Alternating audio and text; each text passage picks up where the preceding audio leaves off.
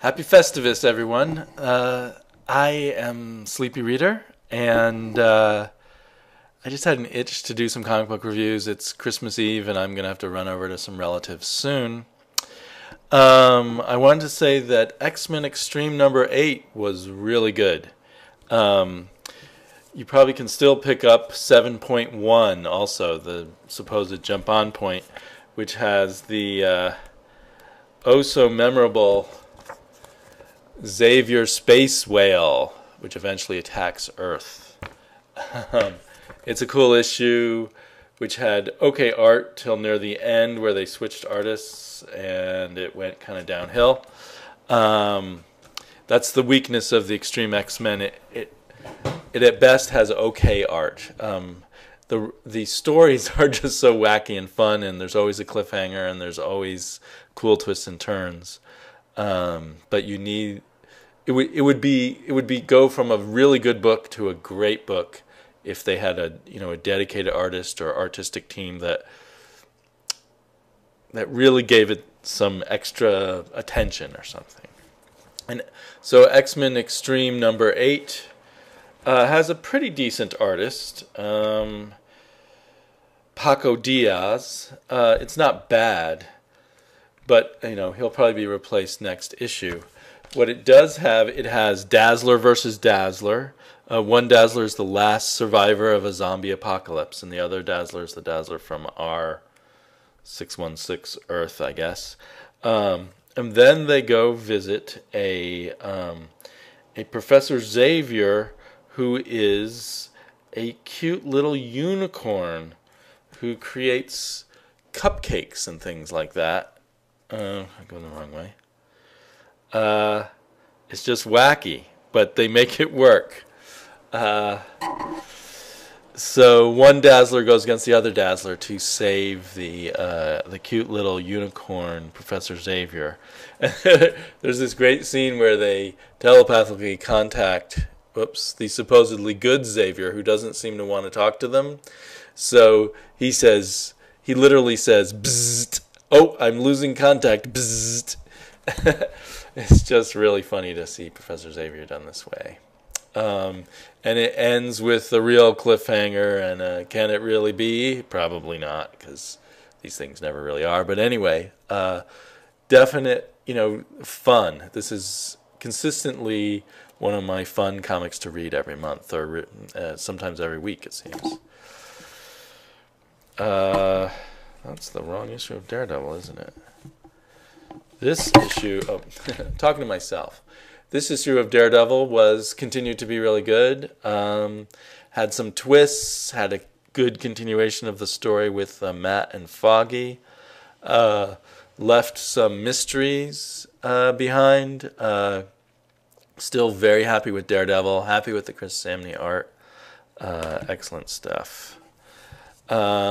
Next issue, if you're not reading Daredevil, next issue 22, will probably be a good jumping on point. Otherwise, I'd say maybe go back to issue 19 or 18 if you can grab those and get them all. And there's lots of trades out of the Mark Waid run of Daredevil also. So that was my pick of the year, Daredevil was. Although there's so many other books that could have been. Saga had this killer cover. It was a good issue. It continues the feeling that in this second arc, Saga's building more slowly, and so you're not quite as wowed with each issue. It's still a very good issue. I feel like Fiona Staples' art, that's so good to begin with, just keeps getting better. She's doing her own coloring, and the coloring is really great. Oh, can't show you that giant testicle page. But, it's such a solid book. And I'm hoping, a few more issues, it'll start sort of taking off into the wow zone again. Part of it maybe is we've focused more closely on our couple and their in-laws, which is interesting. It's amusing and everything, but I think I was really interested in the robot prince and in the Stalk and the whatever the name of the other assassin was. So those subplots have taken a back seat, and that's kind of just made it a little less exciting. Hawkeye, that's been quite good. I thought this was the best issue of Hawkeye yet. I love this cover, but I love the work that Aja is doing, and the way they cut through time is just wonderful. It's definitely like the literary take on superheroes in a way, but fun literary, because they keep Hawkeye a fun character. But it's I don't know. They're just stretching with each issue, at least each issue that David Aja's in. So this is excellent stuff. Little bit of a downer. I was excited over Black Beetle. It's drawn by Francisco Francavilla, and the art's fun. It's also written by him, and there's nothing horrible about the writing. It's not like Dan DiDio or anything. Thank you for going to sleep on me, computer. It's not like Dan DiDio or anything, but it's sort of a one-dimensional pulp fiction story with no other texture to it, no interesting beats, nothing, and nothing unusual, nothing you wouldn't expect. It's exactly what you would expect from kind of an old-fashioned pulp hero who wears a costume but has no superpowers. He shoots guns at Nazis.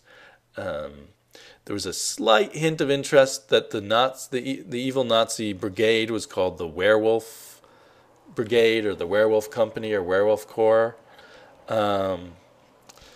But that so far wasn't followed up on. Maybe there'll be more on that in future issues. This was the 0 issue, and it was actually a collection of 3 chapters that originally appeared in Dark Horse Presents. The art and the coloring, I believe Francavilla does his own coloring, are wonderful, and it's certainly worth $2.99 if you like his art. Very nice stuff there, but just sort of generic story-wise. Not generic at all is Wonder Woman. I can't quite get a feel yet of where they're going with Orion, like what his personality is. Because he was kind of, in the original New Gods by Jack Kirby, he was kind of the brutal, angry, violent one, and he was always paired with Light Ray, who was the peaceful, non-violent one, relatively speaking. And now, yeah, it's hard to tell where he's going, and I'm not in love with this kind of tracksuit or ski jacket kind of jacket that he's wearing. But other than that, we got beautiful art by Cliff Chiang, and a good solid continuation of the story of Wonder Woman and all these Greek gods that she's involved with, and the demigods and such. It does feel a little bit like we're getting a demigod of the month kind of as part of these stories, which is not terrible, but it's a little more predictable. Kind of like Saga.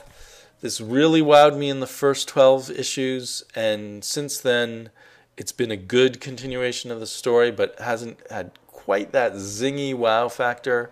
And I thought it would come back with Orion, but I'm still waiting to see where they go with Orion. There is some really cool visual stuff, not really involving Orion, like the arrival of these ice giants or whatever, and this strange son of Zeus that we keep getting little bits of is really intriguing.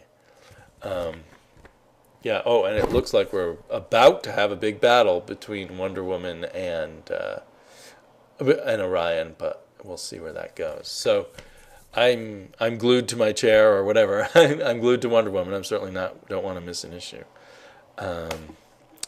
So yeah, that's my attempt at some pretty quick reviews. I did it in 9 minutes. That's really fast for me. I will be doing my special Christmas Sleepy Vlog 11.3 tomorrow, where I pick the people I'm going to be giving my gifts to. Those of you who listen to Sleepy Vlog 11.1 will know what I'm talking about. So I will see you tomorrow.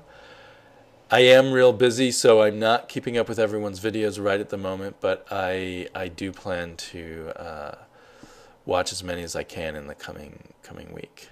So I hope everyone's having a great time. Happy Festivus, happy Christmas, happy Hanukkah, happy. Bye-bye.